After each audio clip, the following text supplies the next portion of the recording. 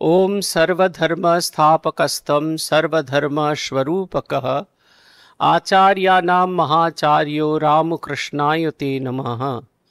ओम यथाग्निर्दाहिका शक्ति रामकृष्णे स्थिता ह्या सर्वविद्या स्वरूपांतां शारदां प्रणमम्यहम्। ओम परतत्वे सदा लीनो रामकृष्णो समाज्ञया यो धर्मस्थापनरतो वीरेशं तं नमाम्यहम्। ओम कालिंदी फुल्लकमले माधवेन क्रीडारत ब्रह्मानंद नमस्तुभ्यं सद्गुरो लोकनायक योगानंद प्रेमानंद चन्ने वै ए च पार्षदा रामकृष्णगत प्राणाम सर्वान्तान प्रणमाम्यहम्। आज আমরা সমবেত হয়েছি ভগবানের কথা আলোচনা করার উদ্দেশ্য নিয়ে। ভগবানের কথা আলোচনা করার উদ্দেশ্য যেমন আছে আমাদের, কিন্তু ভগবানকে নিয়ে আলোচনা করব কেন, এটা আমাদের জীবনের একটা অন্যতম জিজ্ঞাসা। আমাদের তো এই কাজটা কেন করব, এই কাজে আমার কি লাভ, আমি কিভাবে নিজেকে মেলে ধরতে পারি, আমার কি উপকার হবে, এই ভাবটি না জানলে আমরা তো কখনো কোনো কাজকর্ম করতে চাই না। শ্রীরামকৃষ্ণদেব নিজেকে অচিনে গাছ বলে মনে করেছিলেন এবং কথামৃতের পাতায় এই ঘটনাটি আছে। একদিন কথা প্রসঙ্গে তিনি মাস্টারমশাইকে জিজ্ঞেস করেছিলেন, আচ্ছা তুমি আমার সাথে কারুর মিল খুঁজে পাও? মাস্টারমশাই বললেন, আজ্ঞে না। তারপরে বলছেন, কোনো পরমহংসের সাথে মিল খুঁজে পাও? মাস্টার বলছে যে আজ্ঞে না। তখন শ্রীরামকৃষ্ণদেব বলছেন, এক ধরনের অচিনে গাছ আছে যেখানে মানুষ সেই গাছকে জেনেও চিনতে পারে না। অচিনে গাছ, নিজেকে সেই অচিনে গাছ বলেছেন। শ্রীরামকৃষ্ণদেবের এই কথা শুনে মাস্টারমশাই বলছেন, হ্যাঁ আপনি সত্যিকারেরই অচিনে গাছ, আপনাকে কেউ সহজে চিনতে পারে না। এরপরে মাস্টারমশাই আজকের যে বিষয়টা নিয়ে আলোচনার বিষয়, যে কেন ভগবানকে জানবো, কেন ভগবানকে বুঝবো, সেইখানে ভগবানকে জানার কথাটা বলছেন। মাস্টারমশাই বলছেন, তবে এইটা বুঝেছি যে আপনাকে যত জেনেছে সে তত নিজে সমৃদ্ধ হয়েছে। এই সমৃদ্ধ হওয়া, আমাদের ভগবানের উদ্দেশ্যে যাওয়া, ভগবানময় জীবনযাপন করা, এই সমস্ত কিছুর মূল উদ্দেশ্য একটাই, নিজেকে সমৃদ্ধ করা, নিজেকে মেলে ধরা, আমার ভেতরের যে দেবমানব আছে তার বিকাশ সাধন করা। আমরা ধর্ম শব্দের অর্থ বুঝি হিন্দু, বৌদ্ধ, খ্রিস্টান, কিন্তু ধর্ম আমাদের ওরকম কিছুতে রাখে না। ধর্ম হচ্ছে যার দ্বারা আমি নিজেকে ধরে রাখতে পারি, আমার যে মানবীয় গুণ, আমার যে দৈবী গুণ, আমার যে অন্যান্য গুণ আছে, সেগুলোর ধারণ করে রাখি যে শক্তি দিয়ে। তাহলে এই ধর্ম বলতে যে বিভিন্ন বলা হয়, এগুলোর সম্পর্কে কি বলবো? এগুলো হচ্ছে ধর্মীয় বিলিফ, রিলিজিয়াস বিলিফ, ধর্মীয় মতাদর্শ, যে অনুযায়ী আমি আমার ধর্মকে পালন করে থাকি। সেই কারণে ধর্মের ভূমিকা আমাদের জীবনে একটু অন্যরকম। ধর্ম হলো আমাদের একটাই ধর্ম, সেটা হচ্ছে মানব ধর্ম।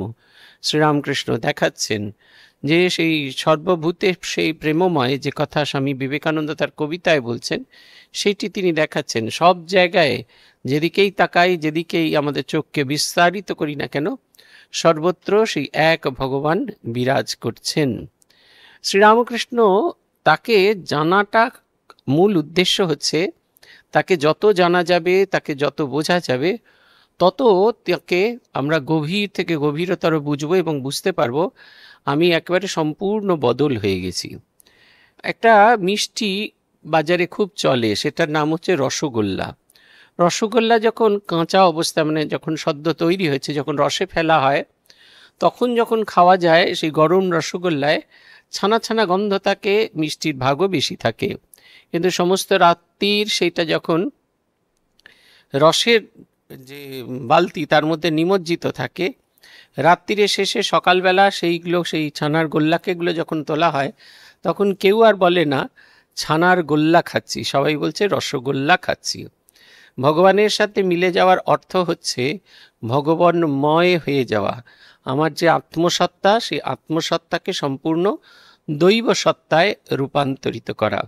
মাস্টারমশাই এই বলরাম বসু স্বামী বিবেকানন্দকে চিঠি লিখেছিলেন যে স্বামীজির এই ঠাকুরের সেবা করে তার কি লাভ হলো? ভারী সুন্দর উত্তর দিয়েছিলেন স্বামী বিবেকানন্দ। তিনি বলেছিলেন, অমন ছোট কথা বলবেন না, পশু ছিলেন, মানুষ হয়েছেন, দেবতা হবেন। এই হচ্ছে আমাদের ধর্মজীবনযাপনের, সমস্ত ধর্মজীবনযাপনের এটা হচ্ছে মূল কথা, নিচে নিজেকে বিকশিত করা। ধর্মজীবন যাপন করে যদি আমরা নিজেকে বিকশিত না করতে পারি, আমরা রোজ মন্দিরে এসে যদি অন্যের ব্যথা না অনুভব করতে পারি, কষ্ট না অনুভব করতে পারি, তাহলে বুঝতে পারবেন যে আমাদের ভগবানের কাছে আসা হয়নি। আমরা শুধু যাওয়া আসা করছি, স্রোতে ভাসাভাসি করছি, কিন্তু এখনো অন্দরে প্রবেশের অধিকার আমাদের হয়নি। শ্রীরামকৃষ্ণদেব মানুষকে পরিবর্তন করতেন, মানুষকে আকর্ষণ করতেন তার ভালোবাসা দিয়ে। ভুরি ভুরি তার জীবনের গল্প আছে। প্রধান চরিত্র মাস্টারমশাই, তাঁরই জীবনে খুব সমস্যা তৈরি হলো। সংসারে এত অশান্তি যে তিনি কিছুতেই আর ঘরে থাকতে পারলেন না। অবশেষে এক সন্ধ্যায় ঈশান কবরেজ, তার জামাইবাবু ছিলেন, তার বাড়িতে পরিবাহর সহ চলে এসেছিলেন। ঠাকুর সম্পর্কে তিনি অনেক আগে 1881 সালে তিনি শুনেছেন, কিন্তু এটা 1882 ফেব্রুয়ারি। সেই সময় তিনি ঈশান কবরেজের বাড়িতে এসে উপস্থিত হলেন। সেখানে স্থিত হবার পর জীবনকে শেষ করে দেবার উদ্দেশ্যে তিনি একটার পর একটা বাগান দেখে বেড়াচ্ছেন, যে তার জীবনে বাঁচার আর কোনো ইচ্ছেটুকুও নেই। একটার পর একটা বাগান দেখছেন। সিদ্ধেশ্বর মজুমদার, তার ভাগনা, তিনি নিয়ে নিয়ে ঘুরছেন। অবশেষে রাসমণির বাগান দেখে তার ভারী আনন্দ হলো। বেশ বড় বড় শক্তপোক্ত গাছ আছে, যদি এতেও না হয় মা গঙ্গা আছে, ঝাঁপ দিলেই ইহলীলা শেষ হয়ে যাবে। সিধু বললে, এখানে এক পরমহংস আছে, তাকে তুমি দেখবে? তাহলে হ্যাঁ দেখব। সেই পশ্চিমের দরজা দিয়ে তিনি প্রবেশ করলেন। তার দেখে হতবাক লাগছেন। শ্রীরামকৃষ্ণ কথা বলছেন ভক্তদের সঙ্গে এবং তিনি সেই পশ্চিমের দরজা দিয়ে দেখছেন। সেই ছবি আমাদের কাছে আছে। তাদের মনে হচ্ছে শব্দ ছবি, তার মনে হচ্ছে যেন স্বয়ং সুখদেব ভাগবত ব্যাখ্যা করছেন, কিংবা শ্রী চৈতন্যদেব তার শিষ্যদেরকে বলছেন। এত মিষ্টি কথা, এত মিষ্টি কথা। মানুষ যখন খুব জ্বালা পোড়া নিয়ে আসে, তখন যদি তাকে আপন করে না নেওয়া যায়, তাহলে ঈশ্বর বা ত্রাতার কোনো ভূমিকা নেই। আপনি যদি বলেন কোনো বিপদ নিয়ে এসেছেন, আপনার যদি মনে হয় যে কেমন করে পেরোবো, আপনি বলবেন যে এই মূর্তিতে আমি যে তোমার সামনে প্রকট হয়েছি এতে হবে না।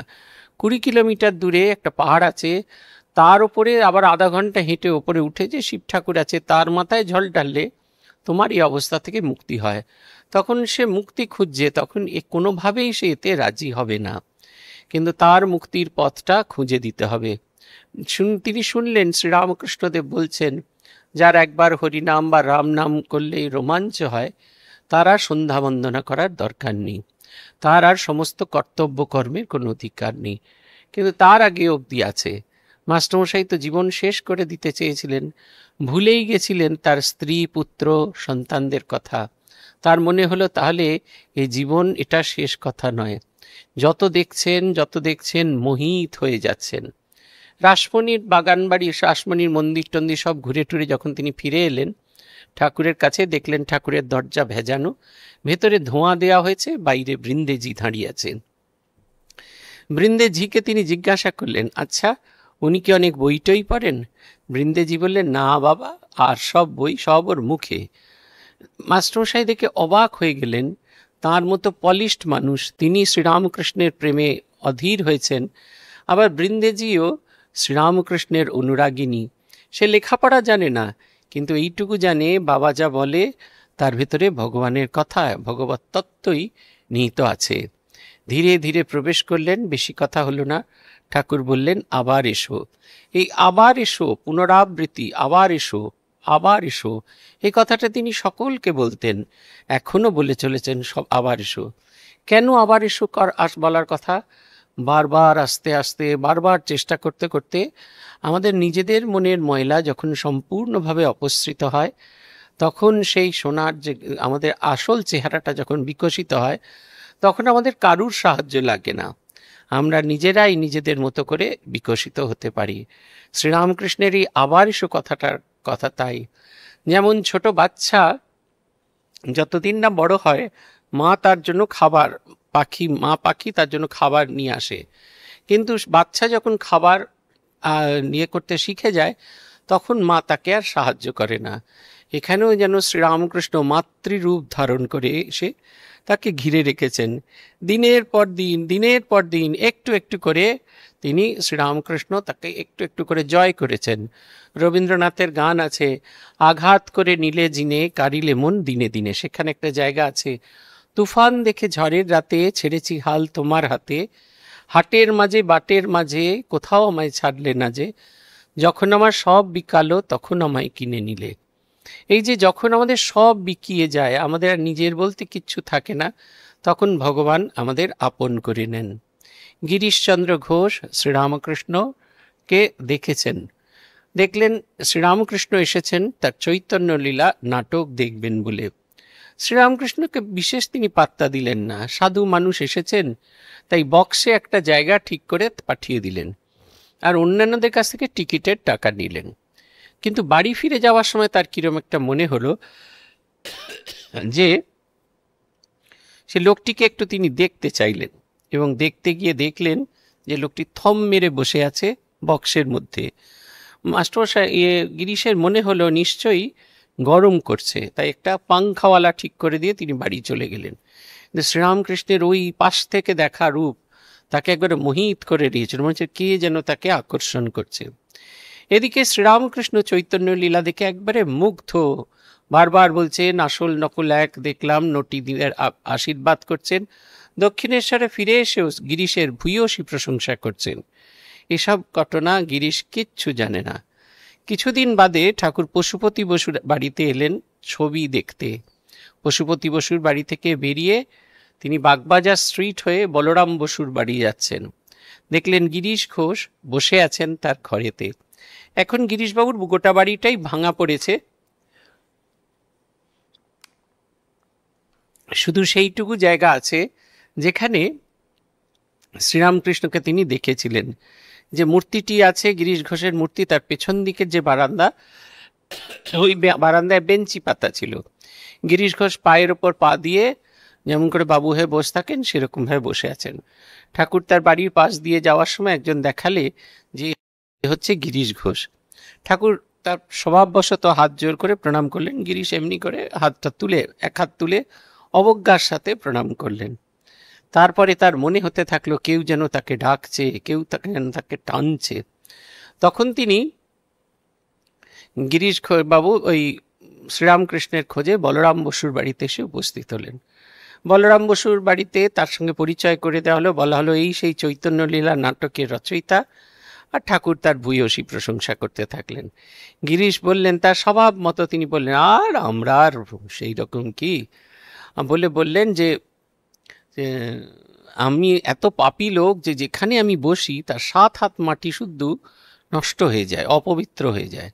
ঠাকুর গাইতে শুরু করলেন, আমি দুর্গা দুর্গা দুর্গা বলে মা যদি মরি, তবে আখেরে দিনে নাতারও কেমনে জানা যাবে গো শঙ্করী। আমরা সমস্ত কাজ যদি ভগবানের ভেবে করি, আস্তে আস্তে ভগবানের জন্য করি, আস্তে আস্তে আমাদের নিজেদের মনের মলিনতা সম্পূর্ণভাবে অপসৃত হবে এবং আমরা উজ্জ্বলতম কাজ করে উঠতে পারবো। এইটির কথা বলা হচ্ছে। গিরিশের ভীষণ আকর্ষণ হতে থাকলো ঠাকুরের প্রতি। গিরিশ দেখলেন যে ঠাকুর কোথায় কোথায় আসেন, সেই আশাটার কথা তিনি ভাবতে থাকলেন, কোথায় খোঁজ খবর নিতে থাকলেন। শুনলেন পরের দিন তিনি আমাদের রামচন্দ্র দত্তের বাড়িতে আসবেন, কিন্তু মান ভাঙিয়ে যেতেও পারছেন না। রামবাবু তার প্রতিবেশী, তবু রামবাবুর বাড়িতে যেতে পারছেন না, কারণ বাইরের লোক, বাজারের লোক সবাই গিরিশকে চেনে বেশ্যাসক্ত এবং পানাসক্ত। এমন ভালো মানুষ, এমন উজ্জ্বল ক্যারেক্টারের মানুষের সঙ্গে তো আমরা সাধারণত সম্পর্ক করতে চাই না। সেই কারণে আমরা এর থেকে নিজেদেরকে সরিয়ে রাখার চেষ্টা করলাম। তিনি আসছেন, সকাল থেকে ভেবে রেখেছেন আসবেন আসবেন আসবেন, তারপর মনে হলো না, তিনি যাবেন না। যথারীতি গিরিশ ঘোষ তার নাটক হলে চলে গেলেন। সেখানেও গিয়ে স্বস্তি করে বসতে পারছেন না, তিনি সেখান থেকে বেরিয়ে পড়লেন 6টা নাগাদ। তিনি যখন আসছেন দেখতে পেলেন রাস্তায় দুজন দাঁড়িয়ে আছেন, একজন মনমোহন মিত্র আর একজন রামচন্দ্র দত্ত। তারা গিরিশকে দেখে খুব আনন্দ প্রকাশ করলেন, বিস্ময়ের সঙ্গে গিরিশকে বাড়ির ভেতরে প্রবেশ করালেন। দেখলেন সেখানে কীর্তন হচ্ছে, ঠাকুর মধ্যমণি হয়ে নাচছেন। তো সেখানে অপূর্ব গান হচ্ছে, যাদের হরি বলতে নয়ন ঝরে তারা, তারা দুভাই এসেছে রে। গিরিশ দেখছেন ঠাকুর নাচছেন। গিরিশের ভারী ইচ্ছা ঠাকুর যদি একবার তার কাছে আসেন তাহলে তিনি তাকে টুক করে প্রণাম করবেন, কিন্তু কাউকেও বলতে পারছেন না, মানি লোক তো কিছুতেই বলতে পারছেন না। এমন সময় দেখলেন ঠাকুর নাচতে নাচতে ঠিক তার সামনে এসে দাঁড়িয়ে পড়লেন। গিরিশ টুক করে প্রণাম করলেন, আবার ঠাকুর সেই দলের মধ্যে মিশে গেল, কেউ দেখতে পেল না।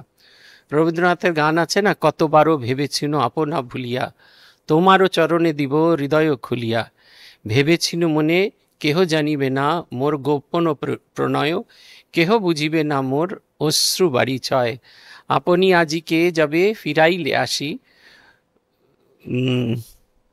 ওই না বলিতে পারি কত ভালোবাসি। এই রকম গান রবীন্দ্রনাথের আছে। আমরা আমাদের সেই যে অব্যক্ত প্রেম ঈশ্বরের উদ্দেশ্যে সেটা প্রকাশ করতে পারি না, কিন্তু হৃদয়ে পড়তে পারেন আমাদের দেবতা, তিনি ওইভাবে তাকে আপন করে নিলেন। একটু একটু করে গিরিশ শ্রীরামকৃষ্ণের মণ্ডলেতে এসে গেলেন। যেখানে শ্রীরামকৃষ্ণ সেখানেই গিরিশ। তিনি রাত্রিরে মদ খেয়ে মাতাল হয়ে এসেছেন, ঠাকুর তার সঙ্গে হাত ধরে নাচছেন। কখনো তাকে তিরস্কার করেননি, কখনো তাকে দুঃখ করেননি, শুধু তার মনের ভেতর থেকে সব দুঃখগুলোকে অপসৃত করে দিয়েছেন। রামচন্দ্র দত্তের মনে ভীষণ দুঃখ, ভীষণ দুঃখ। তার কন্যা মারা গিয়েছে, এর কোনো কারণ তিনি খুঁজে পাচ্ছেন না। এই ছিল, পুড়ে গিয়ে এই মারা গেল, কারণটা কি সেইটা তিনি কিছুতেই খুঁজে পাচ্ছেন না। অনেকের কাছে খোঁজ করে অবশেষে তিনি শ্রীরামকৃষ্ণের কাছে এসে উপস্থিত হলেন। তিনি শুনেছিলেন দক্ষিণেশ্বরের পরমহংস খুব শক্তিশালী লোক। পরমহংস সম্পর্কে তার ধারণা ছিল গায়ে ছাই মাখা, মাথায় জটা, লেঙট পরা আর হাতে চিমটি। দরজা খুলতেই যাকে দেখলেন তিনি পরমহংস মশাই। ধবধবে গায়ের রং, ভীষণ সুন্দর দেখতে। গায়ের ওপর অংশটা খোলা, নিচে একটা লাল পেড়ে কাপড় পরা, তার কাপড়ের কোঁচটা কাঁধে ফেলা। তিনি মনমোহন এবং রামদত্তকে ধরে নিয়ে গিয়ে, হাত ধরে নিয়ে গিয়ে তার পাশে তার ছোট খাটটিতে বসালেন। তিনজনে একসঙ্গে সারা সন্ধে ধরে আড্ডা মারলেন।